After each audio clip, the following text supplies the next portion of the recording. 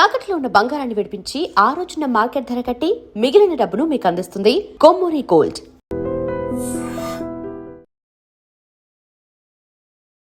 Hi, welcome to I dream. తెర వెనుక కథలు కార్యక్రమానికి స్వాగతం.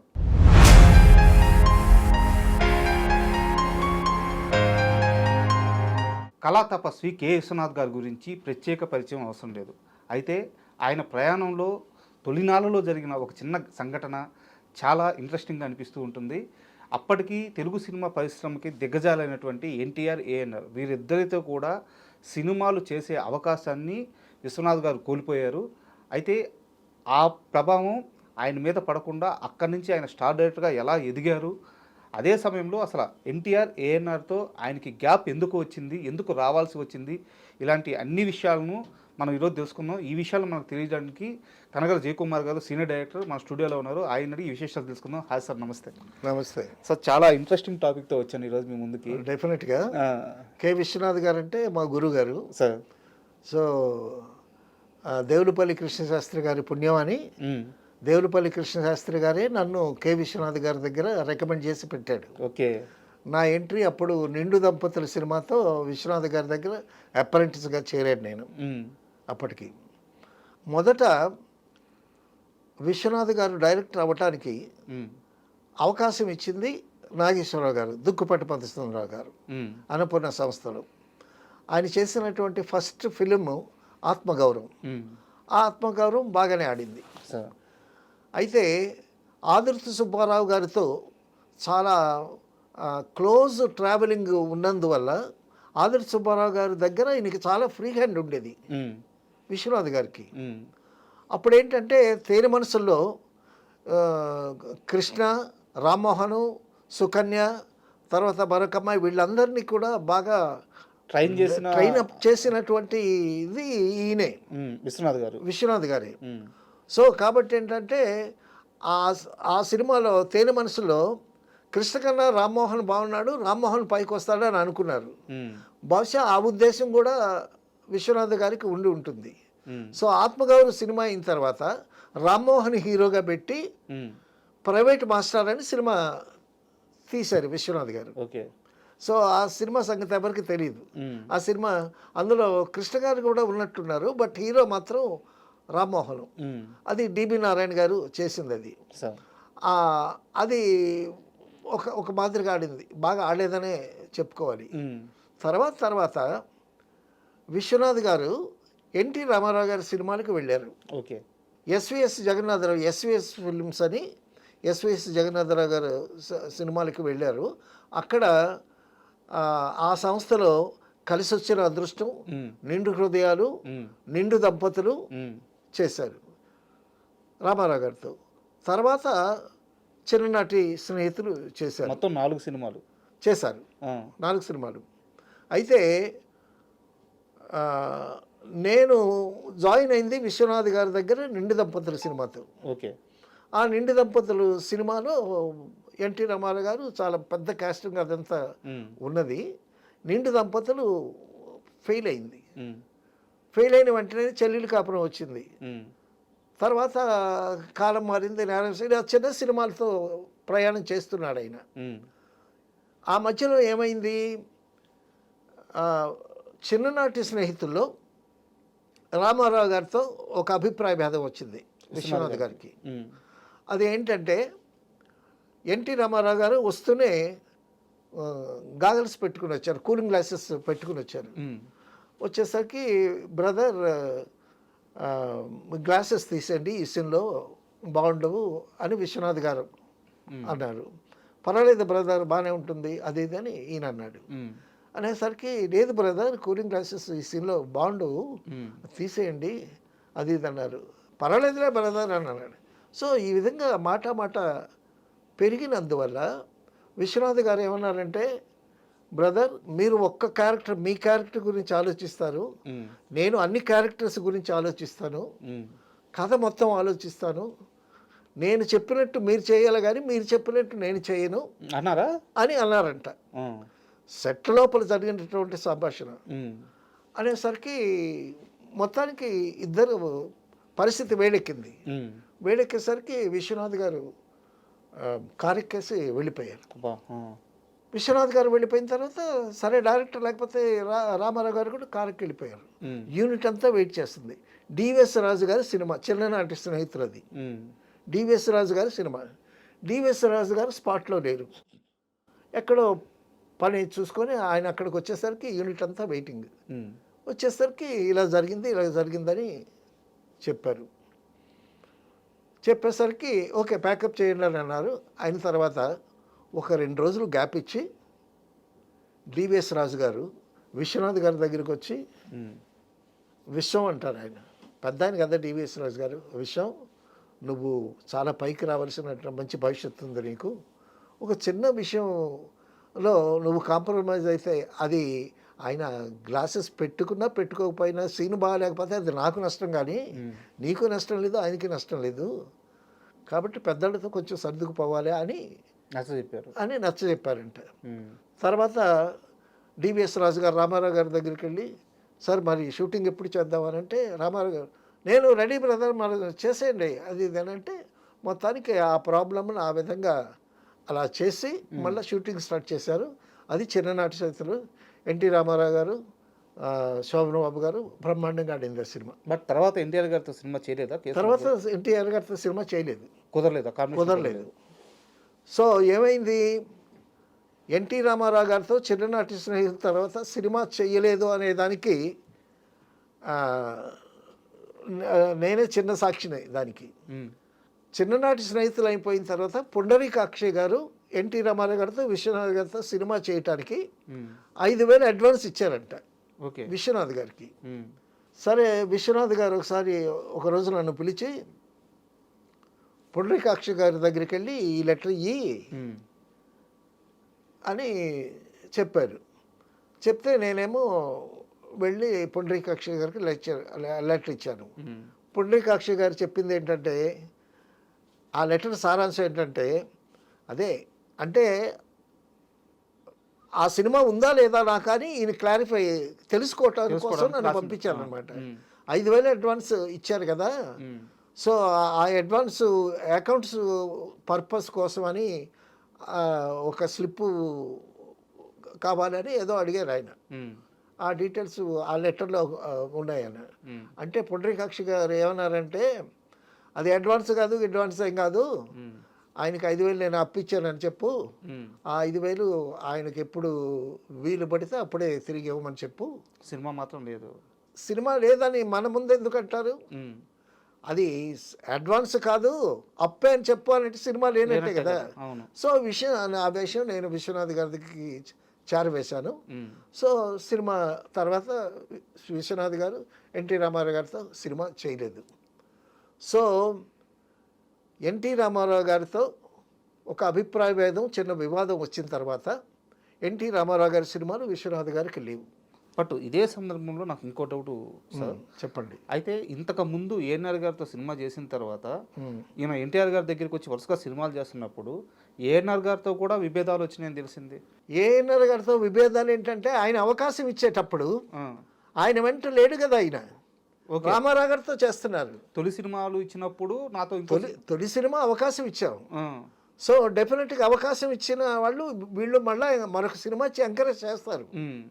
కానీ అప్పుడు వర్గాలు కదండి, రామారావు గారి వర్గం, నాగేశ్వరరావు గారి వర్గాలు ఉండేవి కదా. విశ్వనాథ్ గారు ఎన్టీ రామారావు గారి సినిమాలు చేయటానికి అటువైపు ఎందుకు వెళ్ళాడో అనేటటువంటి ఆలోచనలు మనకి తెలియవు. పోతే ఇది ఇలా ఉంటుండగా నేను కోదండరామరెడ్డి గారితో పనిచేసేటప్పుడు గోపాలకృష్ణ సినిమాకి నాగేశ్వరరావు గారు హీరో. సో అప్పుడు ఒక సీన్ చెప్పడానికి నాగేశ్వరరావు గారి దగ్గరికి వెళ్ళేటప్పుడు దగ్గరగా నాగేశ్వరరావు గారిని అప్పుడే నేను చూడటం, సార్ నమస్కారం అండి, ఎవరు అని అంటే, సార్ నా పేరు కనగాలి జయకుమార్ అండి, కో డైరెక్టర్ ఈ సినిమాకి కోదండరామరెడ్డి గారి దగ్గర చేస్తున్నాను, ఇంతకుముందు ఎవరి దగ్గర చేసావు నువ్వు అని అన్నాడు నాగేశ్వరరావు గారు. అనేసరికి కె విశ్వనాథ్ గారి దగ్గర చేశానండి అన్న. అనేసరికి కె విశ్వనాథ్ దగ్గర చేసావా, ఆయన కె విశ్వనాథ్ గారి పేరు ఎత్తంగానే ఆయన ముఖంలో రంగులు మారి మోస్ట్ ఇంగ్రాటిట్యూడ్ బగ్గర్ అన్నట్టు ఎక్స్ప్రెషన్ ఇచ్చాడు ఆయన. అన్నాడు కూడా ఆ మాట అన్నారు. ఆ, అంటే కృతజ్ఞత లేనటువంటి వ్యక్తి అని ఇంగ్లీష్లో. ఆయన ఇంగ్లీష్ అద్భుతంగా మాట్లాడతారు కదా నాగేశ్వరరావు గారు. సరే మా గురువు గారు విశ్వనాథ్ గారినే అలాగ అన్నాడంటే ఇక నేను అని నేను కాస్త తట్టుపటాయించి సరే టాపిక్ మార్చి సార్ సీను మీకు వినిపిద్దామని తెచ్చానండి అని అన్నా. సో సీన్ చదివాను, విన్నాడు ఆయన, అయిపోయింది. తర్వాత అండి ఆదుర్తి సుబ్బారావు గారి దగ్గర చాలా ఫ్రీ హ్యాండ్ ఉండేది ఈయనకి, విశ్వనాథ్ గారికి. సరిగ్గా ఆదుర్తి సుబ్బారావు గారు నాగేశ్వరరావు గారు చాలా సినిమాలు నంబర్ ఆఫ్ సినిమాలు చేశారు. ఆ ట్రావెల్లో విశ్వనాథ్ గారు కూడా ఉన్నాడు. నాగేశ్వరరావు గారు రిహార్సల్ అంతా అయిపోయిన తర్వాత, మానిటర్ అంతా అయిపోయిన తర్వాత రెడీ టేక్ అనేటప్పుడు సార్ ఒక్క నిమిషం అని మళ్ళీ ఏదో ఒక చిన్న కరెక్షను లేకపోతే చిన్న డెవలప్మెంట్ ఏదో చెప్పడానికి వచ్చేవాడంట విశ్వనాథ్ గారు. ఇప్పుడు ఆర్టిస్టు రిహార్సల్ చేస్తాడు, చేసి ఓకే టేక్ అనే ఆ మూడ్లోకి వచ్చేస్తారు. వచ్చేటప్పుడు ఆ మూమెంట్ డిస్టర్బ్ అయితే కొంచెం ఇబ్బందిగా ఉంటుంది. సో అప్పుడు ఈయన అలాగా వెళ్ళేటప్పుడు నాగేశ్వర గారు విసుక్కునేవాడంట. సో అదొక కారణం అయి ఉండొచ్చు. పైగా ఈయన మోస్ట్ పర్ఫెక్షనిస్ట్ కదా విశ్వనాథ్ గారు. Most perfectionist. అది మోస్ట్ పర్ఫెక్షనిస్ట్ డైరెక్టర్ అయితే ఓకే. అప్పుడు ఆయనకి ఏంటంటే గొప్ప అదృష్టం ఏంటంటే ఆదుర్తి సుబ్బారావు గారికి డైరెక్ట్గా ఒక అసోసియేట్ డైరెక్టర్, ఒక కో డైరెక్టర్ రేంజ్లో వచ్చి పడ్డాడు. సో ఆయన ఆ ఫ్రీ హ్యాండ్ ఇచ్చాడు, దాన్ని ఈయన చక్కగా సద్వినియోగం చేసుకున్నాడు. అది మరి నాగేశ్వరరావు గారు లాంటి పెద్ద హీరోలకి కొంచెం ఇబ్బంది కలుగు చేస్తూ ఉంటుంది. ఏదైనా నేను అవకాశం ఇచ్చాను కదా, నాతో లేడే అనేటటువంటి ఫీలింగ్ ఉంటుంది కదా నాగేశ్వరరావు గారికి. సార్ ఒక మాట అంటారు, greatest battles between greatest persons అని. గొప్ప గొప్ప యుద్ధాలన్నీ గొప్ప గొప్ప మనుషుల మధ్య జరుగుతాయి. అంతే అంతే. అంటే వారి ఈ ద్వేషాలు కాదు, ఆ సందర్భాలు. అవునవును. సినిమా కోసం పరితపించే ముగ్గురు మనుషుల మధ్య జరిగిన ఘటనలు. అయితే ఇక్కడ నాకు ఒక చిన్న డౌట్ ఏంటంటే, నేను ఓపెన్గా అడుగుతున్నాను, ఎన్టీఆర్ ఏఎన్ఆర్ ఇద్దరు కూడా తెలుగు సినిమాకి పిల్లర్స్ లాంటి వాళ్ళు. వాళ్ళ ఇద్దరి దగ్గర తలుపులు మూసుకుపోయిన వేళ అక్కడి నుంచి ఒక వ్యక్తి తన ప్రయాణం మళ్ళీ మొదలుపెట్టి అదే కళా తపస్వి అనే రేంజ్కి ఎదిగాడంటే ఆయన ప్రయాణం ఎలా సాగింది? చాలా అద్భుతం అది. మరొకళ్ళు అయితే తట్టుకోలేరు కదా. ఇప్పుడు రామారావు గారు, Nageswararao, the main doors were closed. అప్పుడేంటి చిన్న చిన్న సినిమాలు సక్సెస్ అవుతున్నాయి ఆయనవి. ఓ చెల్లెలి కాపురం అని, ఒక కాలం మారిందని, నేరమ శిక్ష అని. సో అప్పుడు ఏం చేశాడు ఆయన, చిన్న సినిమాల మీద కాన్సన్ట్రేట్ చేసి, అప్పుడు మధ్యలో ఒక సినిమా మాంగళ్యానికి మరోముడి అని ఫెయిల్ అయింది. ఫెయిల్ అయ్యేసరికి ప్రొడ్యూస్ ఎవరిలో రాకపోతే అశ్విని దత్ గారు తర్వాత ఒక పార్ట్నర్ ఏమో హీరో వేషం వేశాడు. అలాగా ముగ్గురు పార్ట్నర్స్ కలిపి ఒక సినిమా చేశారు. దాని ఓసిత కథ అనమాట. ఓకే. ఓసిత కథతో మళ్ళా ఆయన రీబిల్డ్ చేసుకున్నాడని చెప్పుకోవచ్చు. ఆ ఓసిత కథలో ఎవరు ఆర్టిస్టులు మనకు తెలిసిన పెద్ద ఆర్టిస్ట్ ఎవరంటే ఒక్క కాంతారావు గారు ఉన్నాడు, కనగాల దేవదాసు మెయిన్ క్యారెక్టర్, రోజారమణి ఒక క్యారెక్టర్. ఆ ఓసిత కథ కూడా ఎంత ఎక్స్పెరిమెంటల్, ఎంత భయంకరమైన కథ తెలుసండి. హీరోయిన్ని టీచ్ చేస్తూ ఉంటే హీరో ఫాదర్ని పెళ్లి చేసుకొని వాడికి లెసన్ గుణపాఠం చెప్పుద్ది. అసలు ఆ సబ్జెక్టు ఎన్నుకోవటం ఆ రోజుల్లో ఎంత గట్స్ ఉండాలి. ఆ సినిమా అద్భుతంగా ఆడిందండి ఓసిత కథ. సో ఓసిత కథ అయింది. తర్వాత అంతకుముందు నేరము శిక్షలో ఏడిద నాగేశ్వరరావు గారు వేషం వేశారు, డ్రైవర్ వేషం.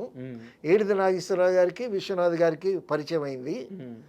ఏడిద నాగేశ్వరరావు గారు యంగ్ మెన్స్ హ్యాపీ క్లబ్ కాకినాడలో నాటకాలు వేశాడు. సో ఆర్టిస్ట్గా వచ్చాడు ఆయన. ఆర్టిస్ట్గా పెద్దగా క్లిక్ అవ్వలేదు.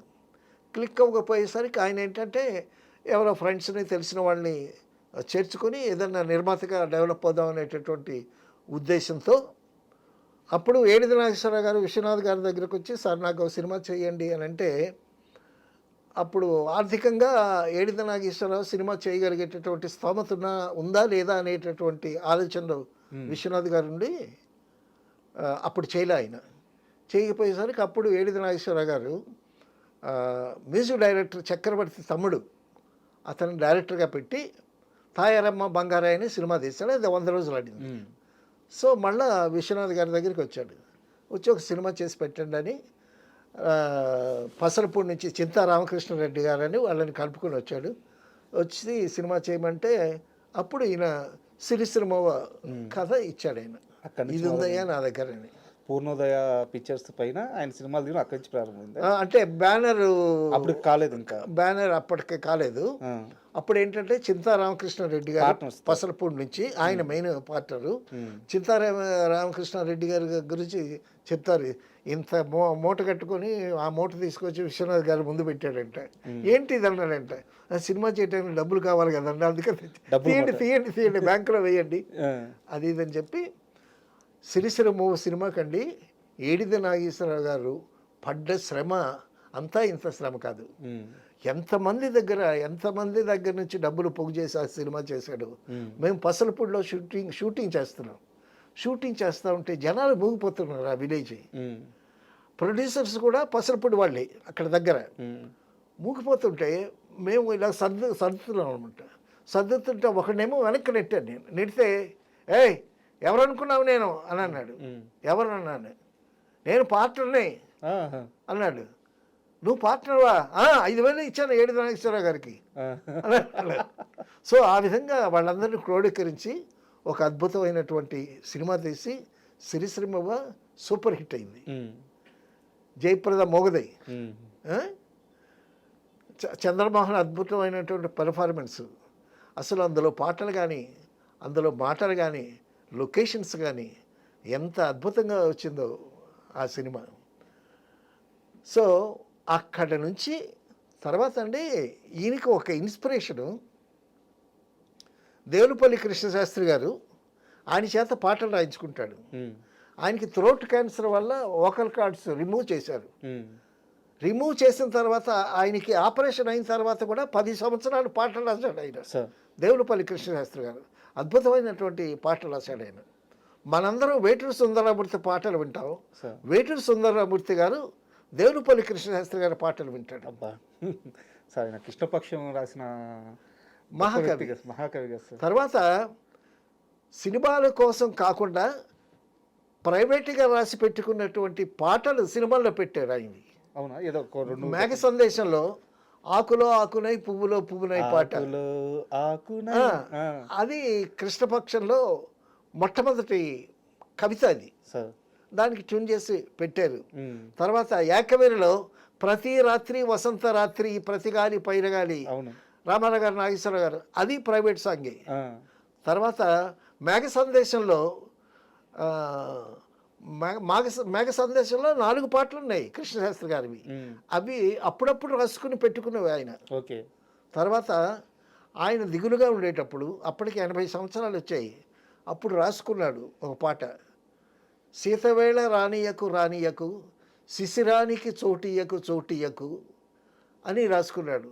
అందులో అద్భుతమైన లైన్ ఏంటంటే మరణ దేవత దగ్గరికి వస్తే వేటలేడని పంపించు వీలు కాదని చెప్పించు అన్నాడు. మరణ దేవత కానీ దగ్గరకు వస్తే ఇంట్లో లేడు, ఇప్పుడు వీలు కాదని పంపించు అని రాసుకున్నాడు. అద్భుతమైనటువంటి పాట. ఆ పాట కూడా మేఘ సందేశంలో ఉంది.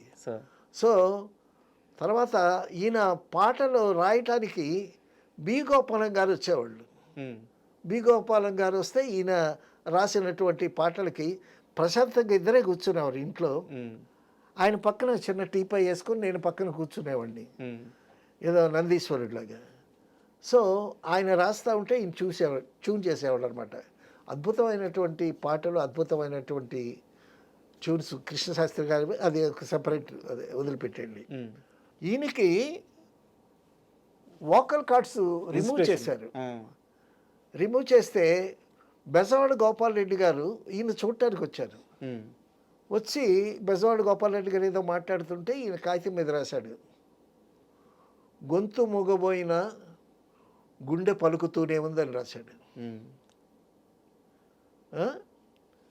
అసలు కృష్ణశాస్త్రి గారి టాపిక్ వస్తే నేను ఆ టాపిక్లో నుంచి బయట రావటానికి నాకు చాలా కష్టం. సార్ అయితే ఇది విశ్వనాథ్ గారికి ఎలా ఇన్స్పిరేషన్ అయింది, దేనికి ఇన్స్పిరేషన్? ఈయన గొంతు మూగవాడు కదా, మూగతనమే. మూగవాడు అయిపోయిన తర్వాత కృష్ణశాస్త్రి గారి అంటే విశ్వనాథ్ గారికి ఎంత భక్తి అంటే ఆయన కాళ్ళ దగ్గర కూర్చుని ఆయన కాళ్ళ మీద చేతులేసి పాట రాయించుకునేవాడు. ఆయనకి అద్భుతమైనటువంటి పాటలు రాశాడు. నాకు తెలిసి కళా తపస్సు అనేటటువంటి బిరుదు విశ్వనాథ్ గారికి దేవులపల్లి కృష్ణశాస్త్రి గారే ఇచ్చారు. బా, ఎంత గొప్ప విషయం చెప్పారు సార్. మహాకవి, ఎంత కవి అంటే దేవులపల్లి కృష్ణశాస్త్రి గారు శ్రీశ్రీని నారాయణ రెడ్డి గారు వాళ్ళిద్దరూ అన్నారు, దేవులపల్లి కృష్ణశాస్త్రి గారి సాహిత్య ప్రభావం నుంచి మేము బయటికి రావడానికి 5 ఏళ్ళు పట్టిందన్నారు. బా, ఏం పాటలండి ఇది, మల్లెల వేళయని వెన్నెల మాసమని తొందరపడవక్కో ఇలా ముందే కూసింది. తర్వాత మల్లెల వేళనే వెన్నెల వేళనే వేణువూదేనా వేణువూదిన వేళ వెన్నెల అయ్యేనా అన్నాడు. అద్భుతం. బిఎన్ రెడ్డి గారి సినిమా రాజమగటం అట్ర ఫ్లాప్ అయినా సరే అందులో సడిసేయ కోగాలి సడిసేయ బొకే అనేటటువంటి పాట, ఆ పాట బ్రహ్మానంద గారికి చాలా ఇష్టం. ఇప్పుడు ఆ పాట పట్టుకొని వింటాడు. అటువంటి మహాకవి దేవులపల్లి కృష్ణశాస్త్రి గారి మూగవాడు అయిన తర్వాత ఆయన కాళ్ళ దగ్గర కూర్చొని ఆయన కాళ్ళు ఒత్తుతూ పాట రాయించుకున్నాడు విశ్వనాథ్ గారు.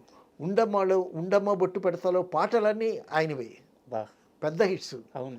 బాలసుబ్రహ్మణ్యం బాగా మొట్టమొదటి హిట్ అయిన పాట ఏంటంటే రావమ్మ మహాలక్ష్మి రావమ్మ నీ కోవెల ఈ ఇల్లు కొలువై ఉందువు గాని కొలువై ఉందువు గాని కలుమూల రాణి రావమ్మ మహాలక్ష్మి రావమ్మ రావమ్మ కృష్ణార్పణం. బాలసుబ్రహ్మణ్యం గారు చాలా అద్భుతంగా పాడాడు ఆ పాట. ఆ పాటతో మంచి పేరు వచ్చింది. మొదటి సక్సెస్ఫుల్ పాట. మొదటి సక్సెస్ఫుల్ పాట. అసలు వాళ్ళ ఫాదర్ సాంబమూర్తి గారు, బాలసుబ్రహ్మణ్యం గారి ఫాదర్ సాంబమూర్తి గారు అనుకుంటా, ఆయన గుర్తొచ్చాడేమో. ఆయన హరికథలు చెప్పేవాడు, ఇట్లాంటివన్నీ పాడేవాడు. అదే ఆ వారసత్వమే సంక్రమించింది బాలసుబ్రహ్మణ్యం గారికి. ఆ ఉండమ్మ బొట్టు పెడతా అసలు పండగలో సంక్రాంతికి అయితే ప్రతి సంక్రాంతికి ఈ పాట వినిపించేది. అయితే అక్కడి నుంచి ఇంకా అక్కడ విశ్వనాథ్ గారికి దేవులపల్లి కృష్ణశాస్త్రి గారు ఒక ఇన్స్పిరేషన్. ఆ ఇన్స్పిరేషన్తోనే సిరిశ్రీమూవలో జయప్రద మూగ క్యారెక్టర్ని. ఓకే.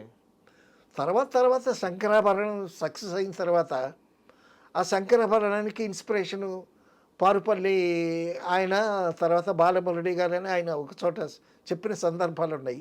అంటే తర్వాత అండి చెల్లెలి కాపురంలో ఒక పాట విన్నాం మనం. ఆ పాట టర్నింగ్ పాయింట్ విశ్వనాథ్ గారికి. ఆ పాట కూడా అనుకున్నాం మనం, ఒక ఎపిసోడ్లో చెప్పుకున్నాం.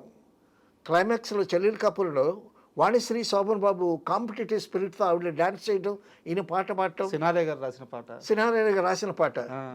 చలన కింకిణులు గల్లు గల్లు మన కర కంకణములు గల వినీల కచమర విలాస బంధుల తనులతిక చెంచలించి పోగాది. ఆ పాట కూడా ఒక ఇన్స్పిరేషన్ అయి ఉండొచ్చు. ఓకే. దేవులపల్లి కృష్ణశాస్త్రి ఒక ఇన్స్పిరేషన్ అయి ఉండొచ్చు. ఒక్కటే ఇన్స్పిరేషన్ కాదు కదా.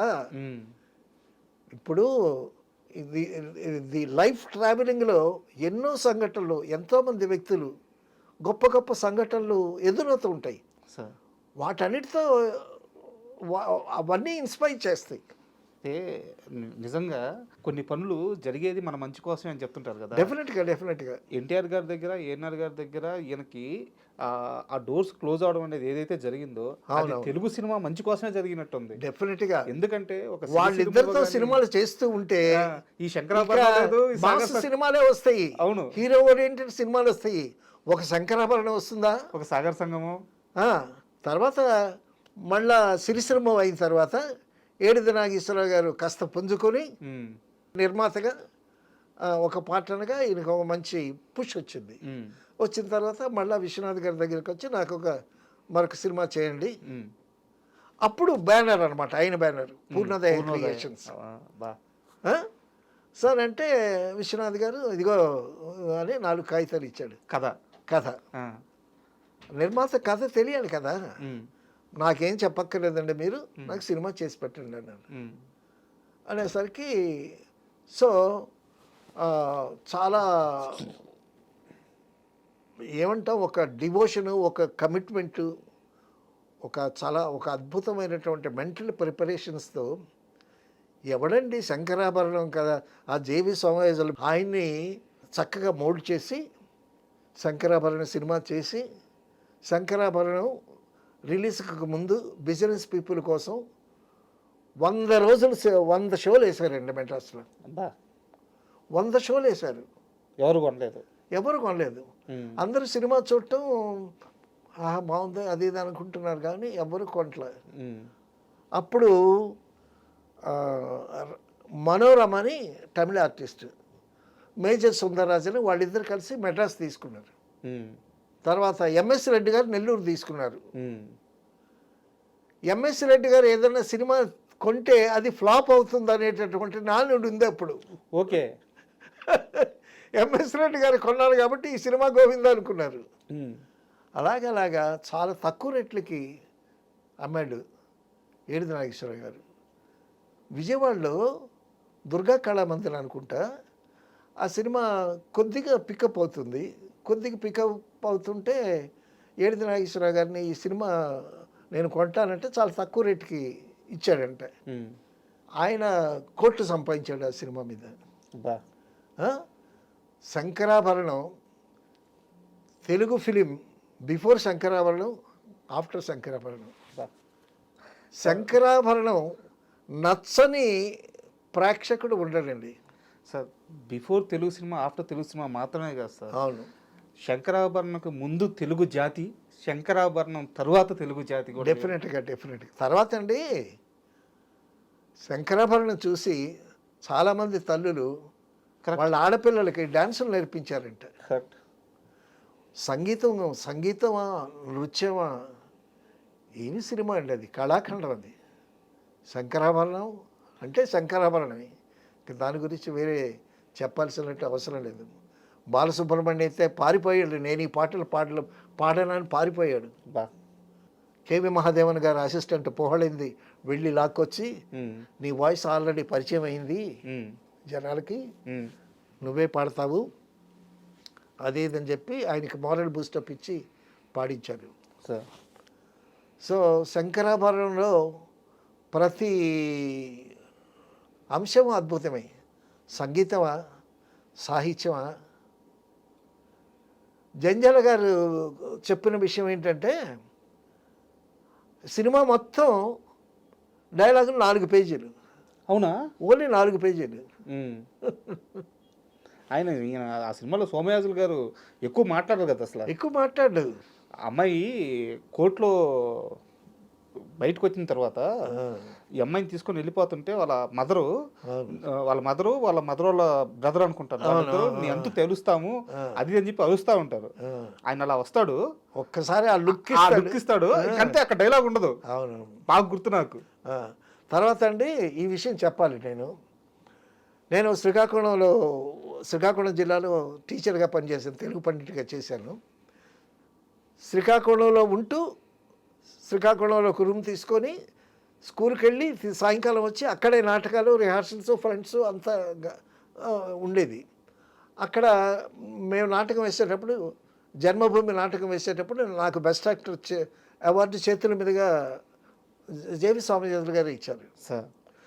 జేవి సోమయాజులు గారు టాపిక్ వచ్చింది కాబట్టి అండి, నా ఎక్స్పీరియన్స్ ఒక చిన్న ఎక్స్పీరియన్స్ చెప్పండి.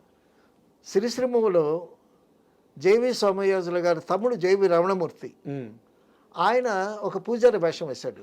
ఓకే. ఆయన సత్యనారాయణతో ఒక డైలాగ్ చెప్తాడు. ఆ డైలాగ్ ఏంటంటే మూగది అయినటువంటి జయప్రద గురించి.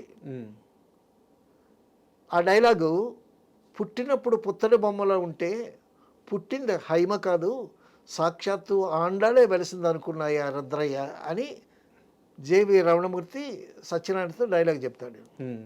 అప్పుడు విశ్వనాథ్ గారు నన్ను పక్కకి పిలిచి, ఏమయ్యా రమణమూర్తి ఎంత న్యాచురల్గా డైలాగ్ చెప్పాడయ్యా అని అన్నాడు ఆయన.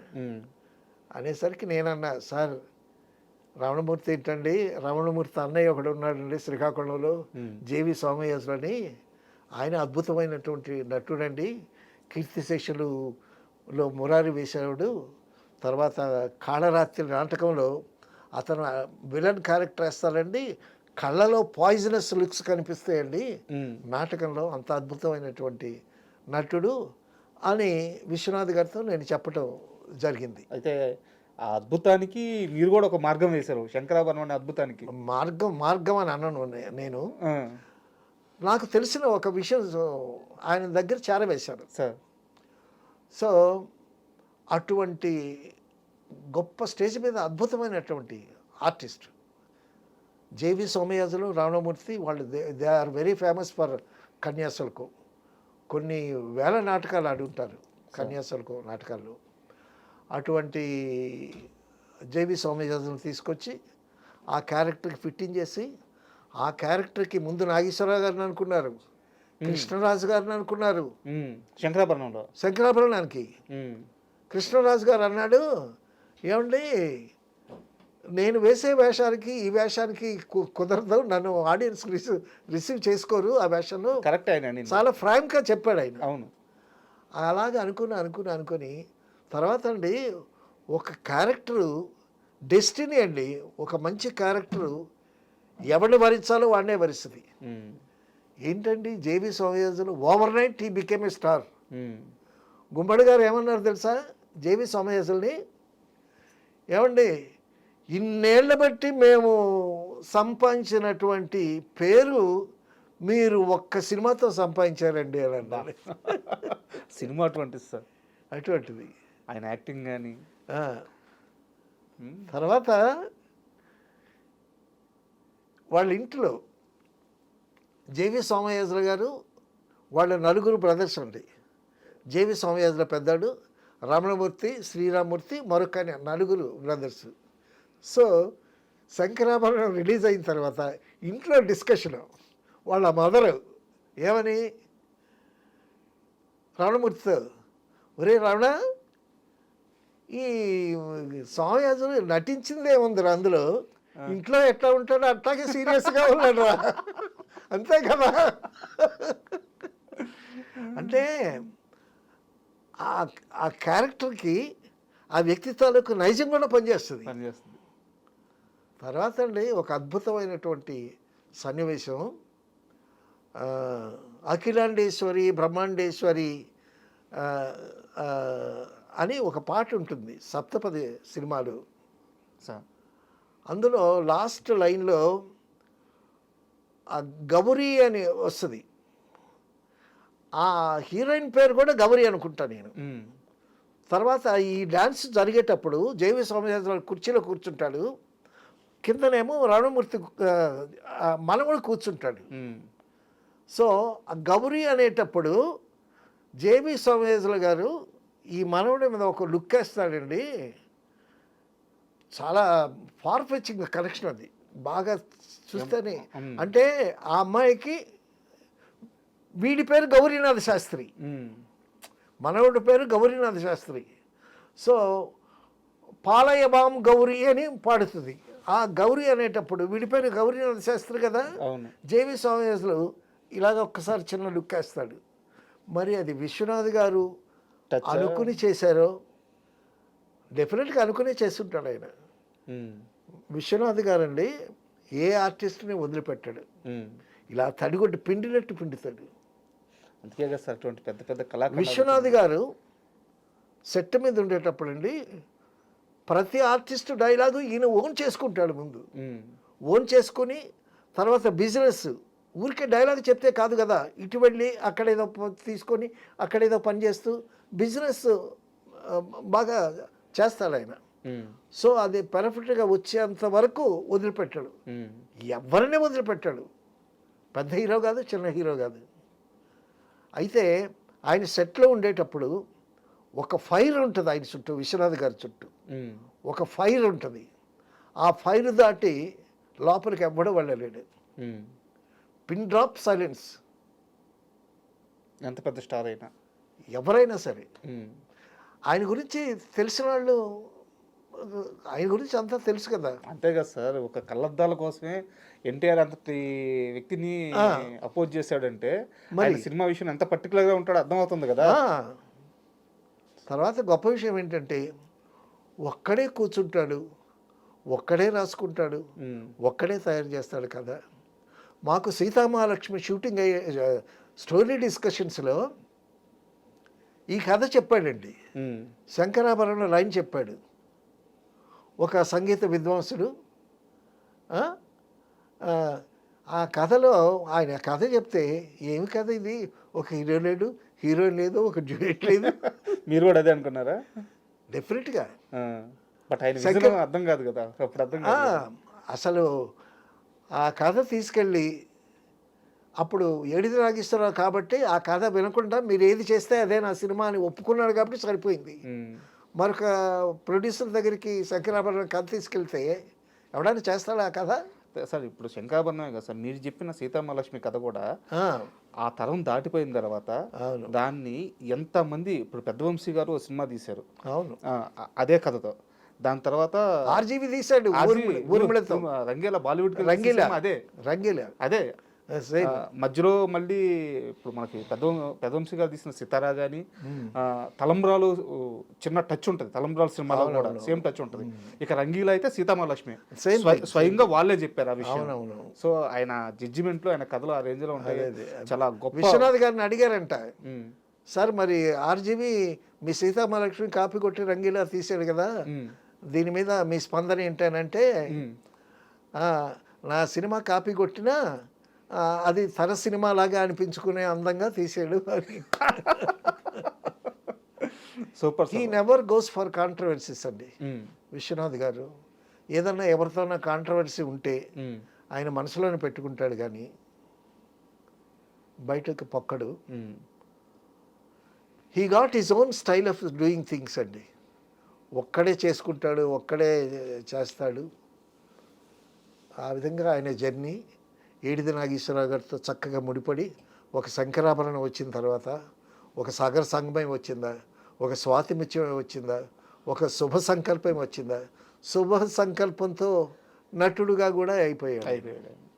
సో ఒక గొప్ప వ్యక్తి గురించి. సో ఫైనల్గా మనం చెప్పుకోవాల్సింది ఏంటంటే, రామారావు గారు మహానటుడు, రామారావు గారు నాగేశ్వరరావు గారు వాళ్ళిద్దరూ ఈయన్ని పక్కకు పెట్టారని చెప్పుకునేదానికన్నా, వాళ్ళిద్దరూ ఈయనకి అవకాశాలు ఇవ్వకపోయినందువల్ల ఈయన చిన్న చిన్న సినిమాలు చేసుకుంటూ వటుడు ఇంత ఇంత ఇంత ఎదిగి ఎంతో ఎత్తుకు ఎదిగిపోయి చాలా ఒక తెలుగు సినిమా మీద ఒక గొప్ప ముద్ర వేసి వెళ్ళిపోయాడు ఆయన. ఆయన ఎదగడం కాదు సార్, తెలుగు సినిమాను కూడా ఎదిగేలా చేశాడు ఆయన. డెఫినెట్గా ఒక గొప్ప వ్యక్తి గురించి, గొప్ప డైరెక్టర్ గురించి మంచి విషయాలు తెలియజేశారు. నిజంగా చాలా thank you sir. Thank you. And for more videos, please subscribe to iDream channel. Subscribe to iDream Media. Please subscribe to iDream. Please subscribe to iDream. Please subscribe iDream. And please subscribe to iDream. For more videos, subscribe to iDream. please like, share and subscribe to the channel. Congratulations, iDream. Subscribe to iDream. Subscribe to iDream.